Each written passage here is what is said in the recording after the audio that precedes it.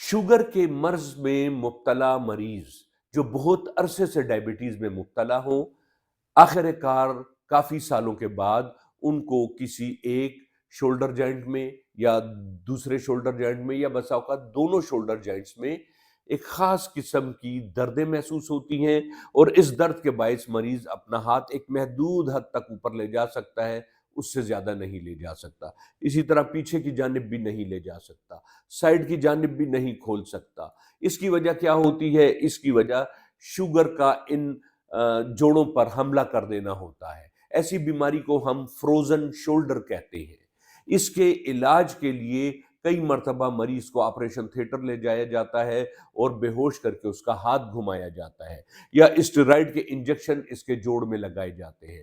ان سب چیزوں کو آپ بھول جائیں، ہومیوپیتھک سسٹم آف میڈیسن میں انشاءاللہ فروزن شولڈر کی بہترین ادویات موجود ہیں۔ آپ ہم سے رابطہ کر سکتے ہیں۔